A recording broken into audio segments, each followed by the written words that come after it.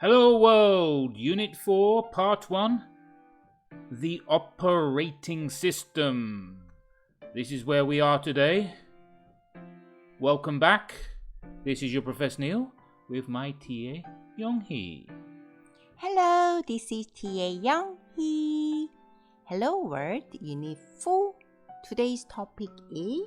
The operating system. Ooh, that's why we have a Tintin there, our operating system.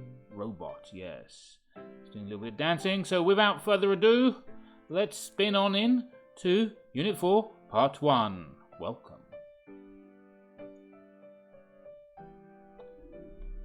Hello Young-hee, how are you today? Very, very good. How are you, Professor Neil?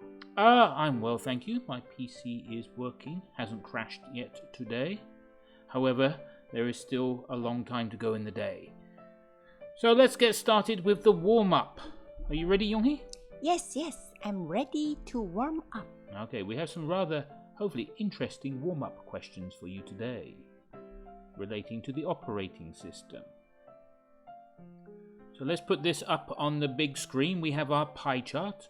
We want to put our pie chart up on the big screen. So this is called a pie chart because it looks like a pie. And at the top you have the title, which you can see says OS Worldwide Market Share. And down the bottom we've got dominant, second, third, fourth, fifth. So this OS stands for operating systems, worldwide market share. So it's really which operating system is on the most PCs worldwide, on the most computers. Professor Neil, then dominant means number one? Yes, or the most popular. Okay. So here, what are the most popular operating systems? So we're looking at popular operating systems. So I know that symbol. Yeah, so don't say it yet. I'm sure our viewers, the students at home, also know these operating systems by their symbol, though some of them might be a little bit more confusing, and it could have changed from when I first created the PowerPoint, but hopefully hasn't changed too much. But yes, these symbols are very familiar to anyone who's ever used a PC. I mean, our other symbol here, the grey, that refers to other operating systems. So yes, you have your fairly common operating systems, but there are other operating systems out there on the market. So yes, for our computer science engineers or gamers, go out there and create your own operating systems. Become the next dominant operating system. Yes, why not? Why not? Why not? Give it a try. Give it a try. So in answer to our operating system questions, what are the most popular operating systems? You have the handout. You've seen the pictures. Hopefully you can fill in the gaps. If you have any trouble with this, why not use Google to do a web search? So the main operating system here has 75% market share. The second one in orange has 17%, and then it goes down to 3%, 2%, and 2% for the last two places. So those are talking about what are the most popular operating systems. And you will also notice at the bottom of the second page of the handout is a question that's going to come up again and again in this presentation, this video. Why is Windows the dominant operating system? Why does Windows have 75% of the market share? Well, let's go to our dialogue and see if Hedy and John have any solutions to this question. Welcome, Hedy and John, with us, Young-hee and Professor Neil. Yes. So they are dealing with the question, why is Windows the dominant operating system? Young-hee, do you have any of your own ideas? Can you give one reason why it's so dominant? Most of computer I purchased already had Windows. Yeah, but why? Why do they all have windows? I don't know. Okay, well, let's try and answer some of those questions. So listen to Hello World Dialogue 4.1. Here we are with Hedy and John at the BB Inc. Toby Cafe. Interesting. It's a new place. Yep, so here we go. Let's go join them. Double espresso, please, Toby. Toby service right up. Hey, Hedy, over here.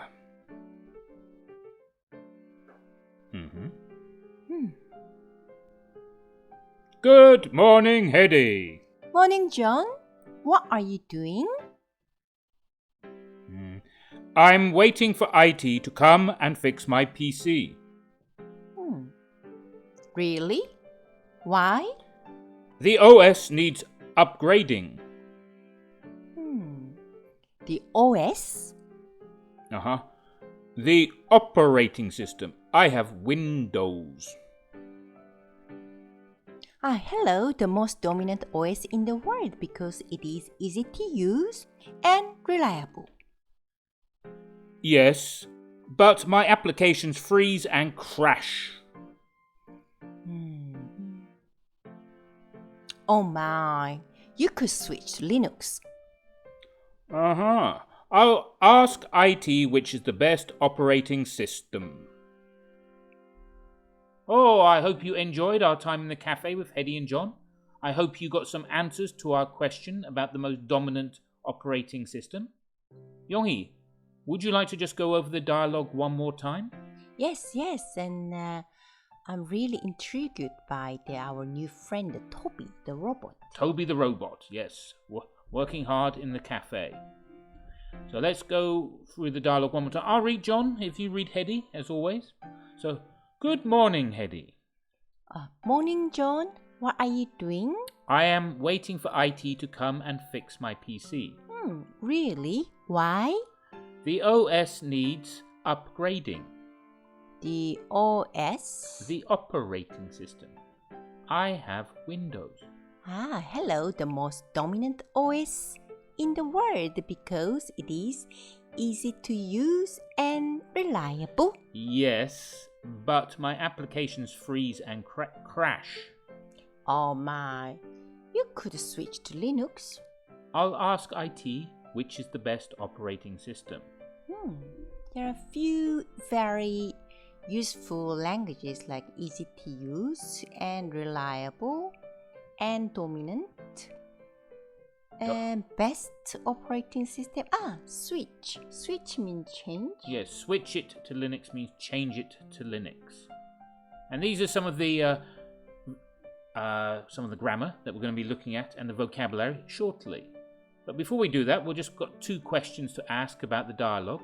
So Yonghee, what OS is John's PC running? I know. John's PC OS is Windows. Oh, okay. And what's the problem? It freezes and Crashes, yes. It freezes and crashes. So he's having trouble with his PC freezing and crashing. So what would you suggest, Yonghee? I will reboot. Reboot or reinstall Windows. Yes. That is more complicated to me. That is reinstalling the Windows. That's when you call the IT guy. IT. I need to know the number to Sam. Yes. To come out and fix your IT problem. So Yonghee, you listen to the dialogue there. Why is Windows the dominant operating system? According to the dialogue said by Hedy, it's because the Windows is the most dominant operating system because it is easy to use and reliable. Yes, Windows is the most dominant operating system because it is easy to use and reliable. But not for John, because at the moment it is crashing and freezing, so he needs to get IT to come out and look at his PC. Maybe he wants to know what an operating system is. Maybe he needs to understand his PC a bit better, and then he won't have quite so many problems. We're going to do that with our reading 4.1, which is going to answer the question, what is an operating system? Our Tintin is operating system for BB Inc. Yes, our robot there, frozen in time, is going to listen to us reading 4.1. Just one moment. Yes, reading 4.1. Notice I've marked operating system and OS twice in green because they are the subject of those sentences. And the main verbs of the 3 sentences in this paragraph have been highlighted in red. So let me read and you listen. The operating system is software on a computer that runs and controls all the other software on the computer. The OS manages 3 essential roles: setting up a user interface, UI, launching and running applications, and providing applications with access to hardware devices. Once a computer boots up, the OS creates a UI that identifies, configures, and manages a range of hardware, including processors, chipsets, networking, graphic user interface, GUI, etc. So in a moment, you're going to come across the 3 questions. The first question, Yonghee, what is the operating system? According to the reading article, operating system is software on computer that runs and controls all the other softwares on the computer. Very good. Yes, our first sentence answers the first question. And what role does the OS have? It has 3 essential roles. 1. Setting up a user interface. 2. Launching and running applications. And finally, 3. Providing applications with access to hardware devices. Very good. So yes, the OS is very important. And final question, what hardware does an OS manage? The OS manages a range of hardware such as processors, chipsets, networking, and graphic user interface, etc. Etc. Very good, Yonghee. Thank you very much. So hopefully, with Yonghee's help and our guidance, you will have a better understanding of describing the operating system, its roles, and what it manages. So let's move on to the questions. So we answered the questions there. Oh, it should really be reading 4.1, but let's change that just quickly.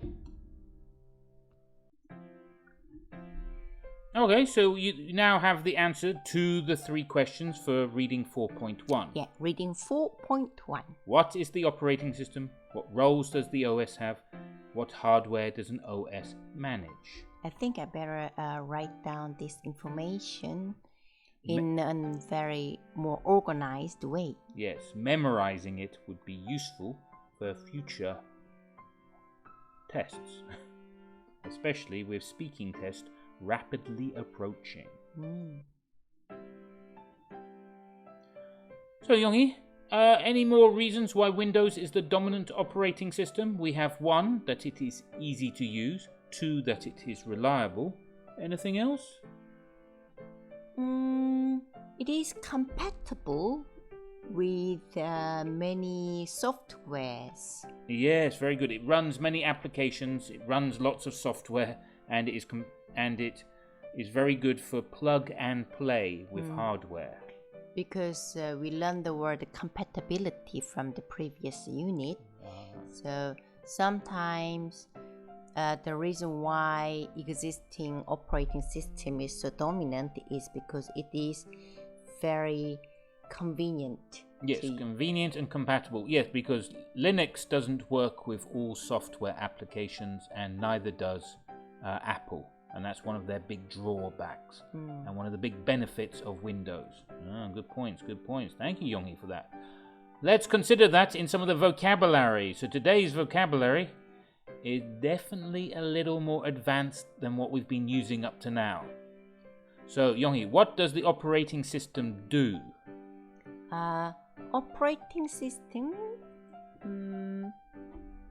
manages and connects a user to the hardware by carrying out the user's software application commands. Yes, so you see the user is connected to the applications through the OS to the hardware. So the operating system plays a very central role in the use of the computer by the user. And here, listed below, we have the functions, 11 of the functions carried out by the operating system. So the OS manages the communication between the software and applications and hardware by performing functions. And here we have 11 of the functions. Memory management, processor management, file management, device management, I/O management. Yonghee, what is I/O?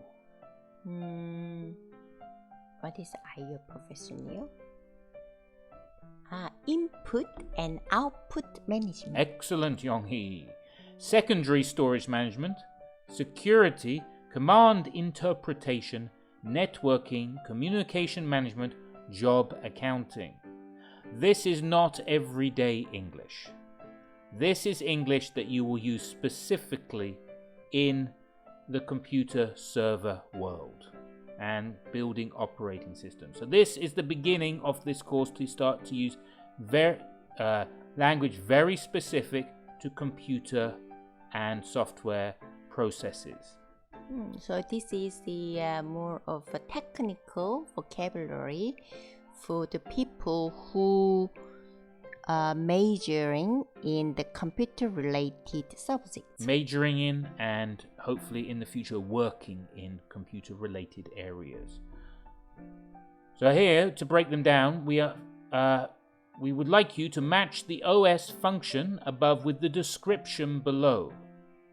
So Yonghee, are you ready to tackle some of this? Or do you just need to pause it? Take a little pause for a moment. Take a little pause. Go through the definitions. There are 11 definitions. There are 11 words or phrases. Professor Neil, can I ask questions about the red vocabulary? Yep, one moment. Yes, Yonghee, what is your question about the red words in red? Earlier when I was asked the question about what operating system does,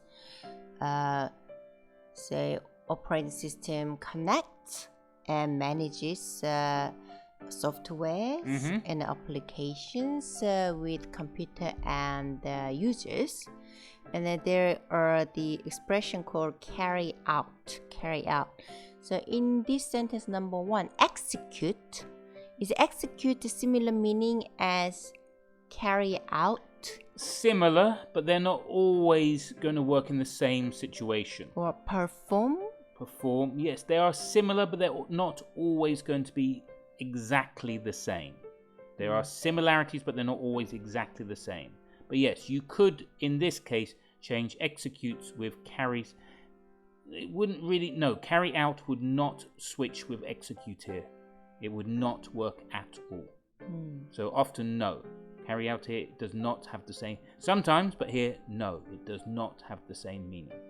How about operate?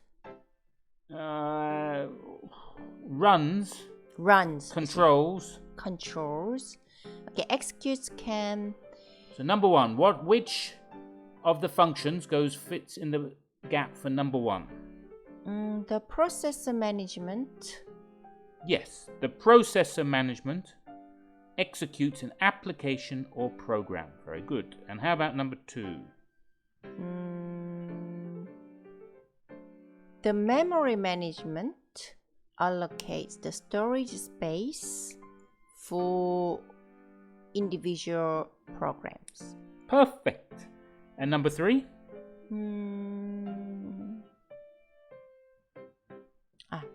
The file management keeps track of the names and locations of files and programs. Very good. Thank you, Yonghee. So, Yonghee has given you the answer for the first 3 there. And we will give you more of the answers in part 2. But in part 1, we are just showing you what you will see in the handout, the 11 definitions or descriptions of the functions. You have to put the functions in the correct gap.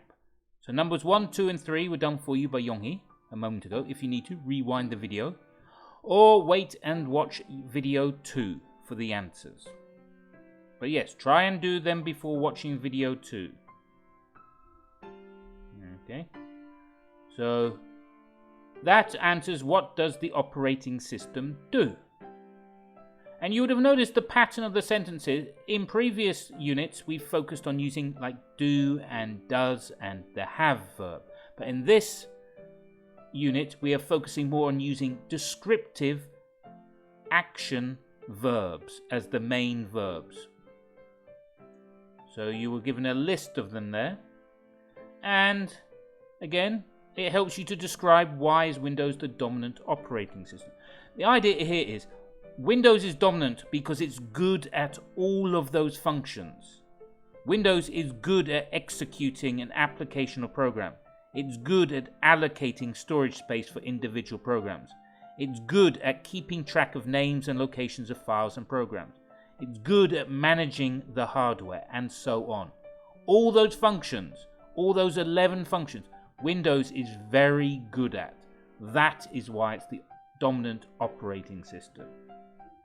It's very reliable at doing all of those functions. And that's the reason to give them to you in this presentation. Lastly, a little bit. So yeah, in the grammar, you've noticed here we have highlighted the verbs in red because the focus on this sentence and talking about what does the operating system do is to use main verbs, more descriptive verbs for the main verb. So here, rather than using do, we like to say, what does the operating system execute? What does the operating system perform? What does the operating system manage? And so on. It's more descriptive, more detailed, more informative sentences, using the main verb to describe actions and link parts of the sentence using a descriptive main verb. So, bad grammar, the OS a computer. Good grammar, the OS runs a computer or operates a computer. And the main verb have, so the main verb links the subject and the object. So Yonghee, you have anything to add with that one? Unlike be verb, which as main function of be verb is linking the subject and the object, these other main verbs that leaves the action or event description links the action or event between the subject and object. Oh, okay. Well, let's just edit that a little bit. One moment. Okay, so that's showing technology for you. We can edit this as we think about it. So as we say, the main verb links the event between the subject and the object. So the subject is the company. The object is a powerful computer. And the main verb linking that is built. Alright, so the company built a powerful computer. You created a file with the extension ODT. So it gives more meaning to the sentence than using a be verb or do verb or have verb. Yeah, as we see here, the subject company and the object, a powerful computer, between those two, the event of building is happening. Ah, excellent. So yes, in the second one, the event of creating, the event of operating, and the event of connecting. Using verbs like this makes your sentences much better and much easier for someone to read them and understand them. It is something you really want to practice, which luckily is what is coming soon. You're going to have the practice section to answer the questions. So here, we used it before. Using main verb, you can create questions to find out what something does with more description about the action.